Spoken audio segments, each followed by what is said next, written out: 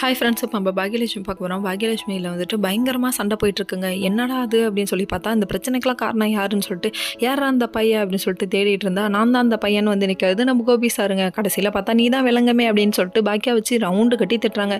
இப்போ கூடவாப்பா உனக்கு புரியலை, நீ பண்ணது தான் தப்பு, நீ எதுக்கு முதல்ல ஸ்டேஜுக்கு அவங்கள கூப்பிட்டு வந்தேன்னு சொல்லி கேட்டாங்க. அதனால தான் இவ்வளோ பெரிய பிரச்சனைன்னு சொல்ல, ஏன் என் பையனை திட்டுறேன்னு சொல்லிட்டு ஈஸ்வரி பாட்டி வரிஞ்சு கட்டிட்டு வராங்க. பாட்டி பண்ணுறது தப்பு தான்ப்பா, வந்த ராதிகாவை குத்தம் சொல்கிறீங்களே தவிர வலுக்கட்டாயமாக கூட்டு வந்தது யார்? நம்ம கோபி சார் பாரு, அவங்கள ரவுண்டு கட்டி திட்ட வேண்டியது தானே அப்படிங்கிற மாதிரி ஆயிடுச்சு.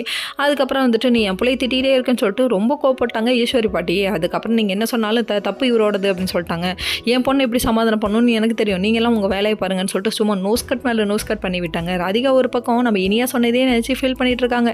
என்ன பண்ணுறதுங்க, சின்ன குழந்தையோ பெரிய குழந்தையோ யாராக இருந்தாலும் வார்த்தையை விட்டால் வார்த்தையை எடுக்கவே முடியாது. அது ஏன் புரியலன்னு தெரில, இருந்தாலும் அவங்க மனசில் இருந்து பார்க்கணும்ல அந்த வழி எவ்வளோ கொடுமையாக இருக்கும்னு சொல்லிட்டு அப்படின்னு சொல்லிட்டு நம்ம ராதிகா புரிஞ்சுக்கிட்டாங்க. வேற லெவல் பாணி அப்படிங்கிற மாதிரி ஆயிடுச்சு.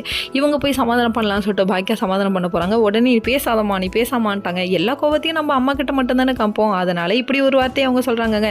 அதுக்கப்புறம் நான் பேசுவேன்னு சொல்லிட்டு அவங்க கட்டிப்பிடிக்க ஒரு வழியாக சமாதானம் பண்ணிட்டாங்க. அதுக்கப்புறம் சாப்பாடு ஊட்டி விட்டாங்க. மறுநாள் காலையில் விடுதுங்க. அதுக்கப்புறம் கிச்சனுக்கு வராங்க நம்ம ராதிகா மூஞ்ச எப்பரா பார்க்கறதுன்னு பாக்கியா நினைக்க, பாக்கியா மூஞ்ச எப்பரா பார்க்கறதுன்னு ராதிகா நினைக்க, எப்பா மாற்றி இப்படியே யோசிச்சுட்டு இருந்தா எப்படின்னு சொல்லி கேட்க, லாங் ட்ரிப் போகலாம் அப்படின்னு சொல்லிட்டாங்க.